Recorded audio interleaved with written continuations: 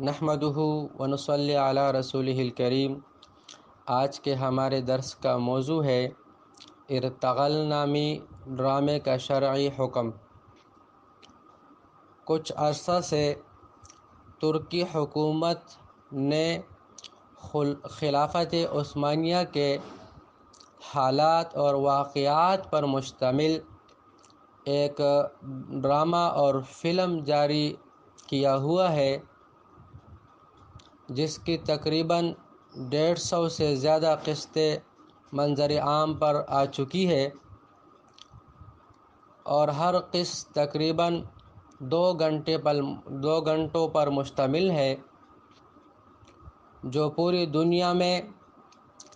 خصوصاً مسلمانوں میں زیادہ رائج اور دیکھا جا رہا ہے۔ عوام تو عوام، خواص اور دیندار لوگ بھی بڑے شوق سے اس کا اہتمام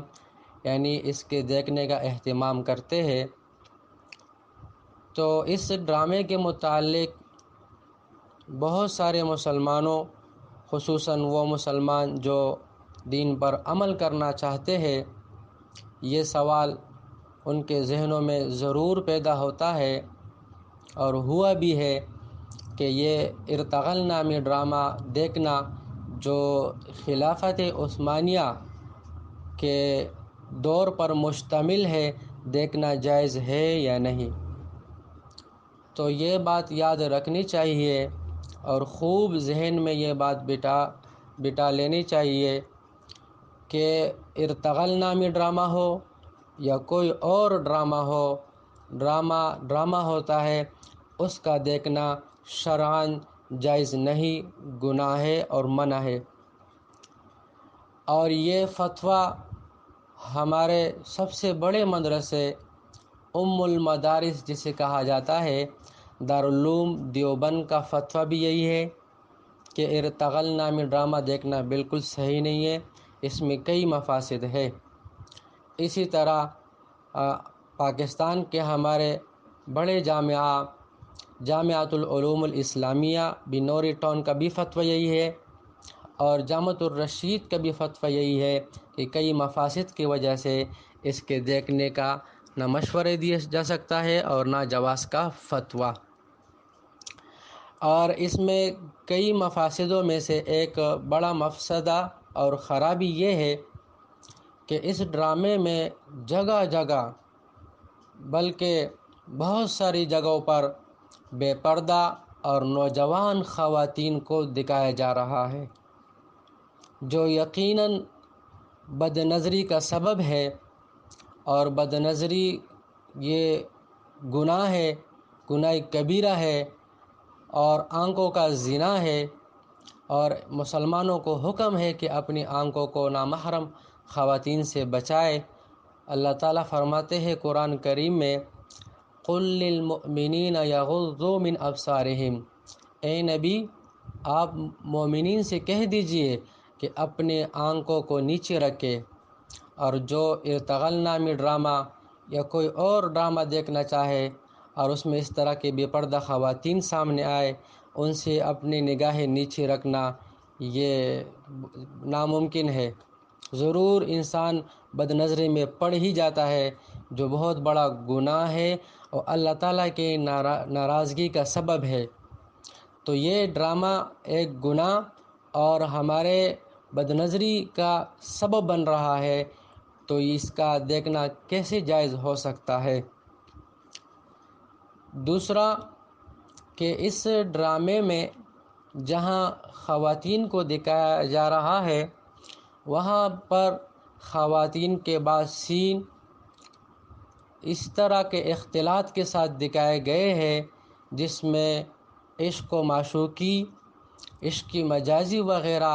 بالکل نمایاں اور واضح ہے، جو ہمارے نوجوان نسل، بلکہ جو بھی اس ڈرامہ کو دیکھنا چاہے، ان کی ذہن اور ہمارے معاشرے کے لیے ایک بہت بڑی خرابی اور ہمارے آنے والے نسلوں کے لیے ایک بہت بڑا مفسدہ ہے اور تباہی ہے کہ عشق معشوقی اسلامی تاریخ سے کیا تعلق ہے۔ اسلامی تاریخ میں تو خواتین کا جو کردار ہے وہ تو پاک کردار ہوتا ہے، اس میں تو تقدس ہی تقدس ہوتا ہے، وہ خواتین تو پاک ہستیاں ہوتی ہے۔ تو ہمارے تاریخ کے جو اسلامی تاریخ میں خواتین کا کردار ہے وہ تو ایک عابدانہ، زاہدانہ اور مجاہدانہ کردار ہوتا ہے، ایک صالحانہ اور عبادت گزار ان خواتین کا کردار ہوتا ہے۔ اس کا اس عشق معشوقی اور عشق مجازی وغیرہ کے کردار اور اس طرح کسی سے کیا تعلق ہے؟ اس سے کوئی تعلق نہیں ہماری اسلامی تاریخ کا۔ تو یہ دوسری خرابی ہے۔ اور تیسری خرابی یہ ہے کہ شروع آخر بلکہ درمیان میں بھی جیسا کہ لوگ کہتے ہیں اور سنا ہے اور فتووں بھی لکھا ہے کہ موسیقی کا اہتمام کیا گیا ہے، اور موسیقی جو ہے نا اس میں وہ بچتی ہے جو کسی بھی صورت میں جائز نہیں، گناہ ہے، موسیقی شرعاً گناہ ہے، اور یہ اس ڈرامے میں بچتی ہے اور موسیقی کا اہتمام کیا گیا ہے۔ تو انسان کیسے بچ سکتا ہے جو اس ڈرامہ کو دیکھنا چاہے اور وہ موسیقی سے بچے؟ حالانکہ حضور صلی اللہ علیہ وسلم اور صحابہ اس طرح جگہ سے گزرتے کہ اگر پتہ چلتا کہ یہاں گانے کی آواز آ رہی ہے تو اپنے انگلیاں کانوں میں ڈال کے تیزی سے گزر جاتے اور پوچھتے صحابہ سے کہ آواز ختم ہوئی یا نہیں ہوئی۔ اور جو ڈرامہ دیکھنا چاہے تو وہ خود غور کرے کہ کس انداز سے وہ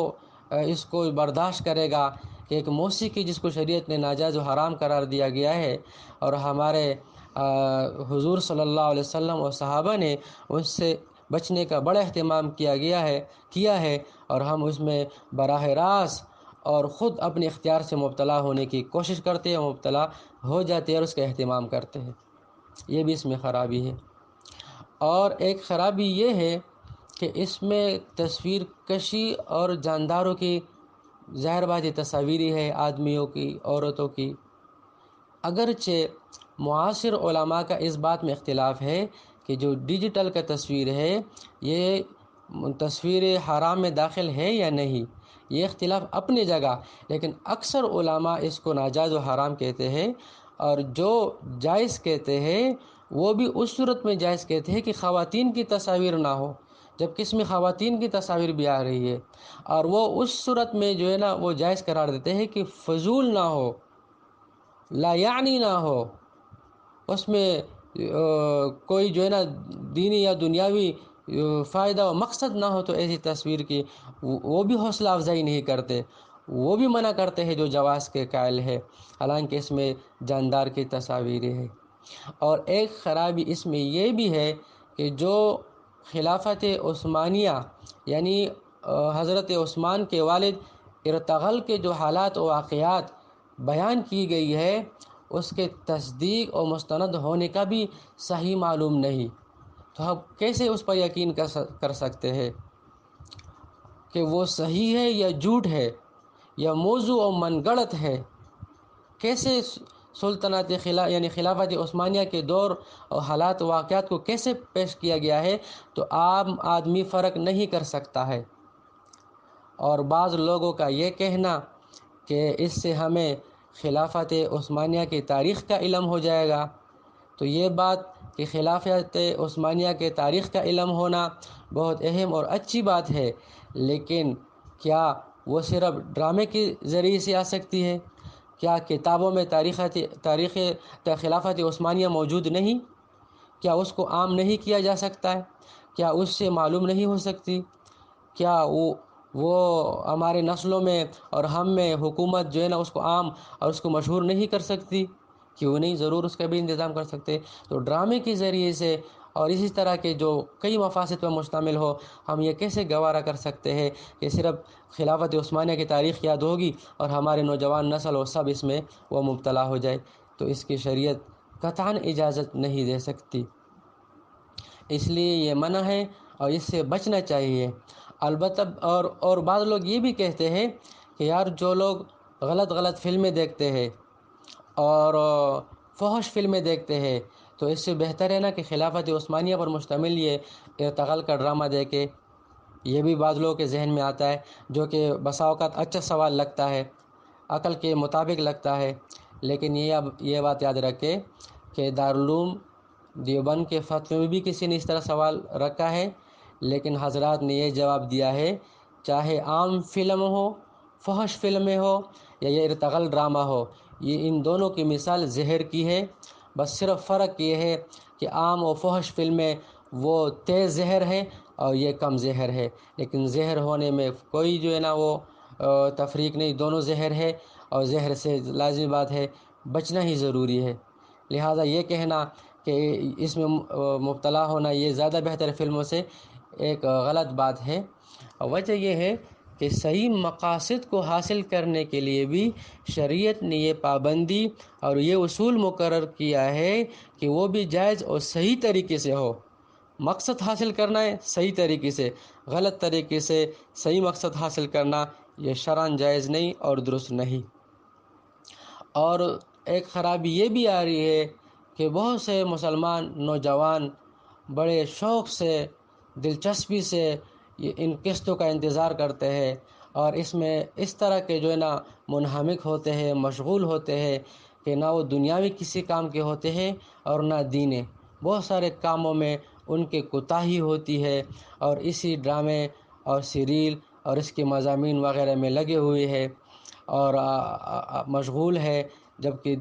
دیگر دینی اور دنیاوی ضروری چیز سے وہ پیچھے رہ گئے ہیں۔ بہرحال خلاصہ کلام یہ ہے کہ یہ ارتغل نامی ڈرامہ بہت سارے خرابیوں پر مشتمل ہونے کی وجہ سے ناجائز ہے اور گناہ ہے۔ اس سے تمام مسلمانوں کو بچنا چاہیے۔ اللہ تعالی ہمیں صحیح سمجھ نصیب فرمائے اور صحیح تاریخ پر مشتمل کتابوں کا مطالعہ کرنے کی توفیق نصیب فرمائے، اور اللہ تعالی ہمیں اسی طرح مفاسد سے اور گناہوں کے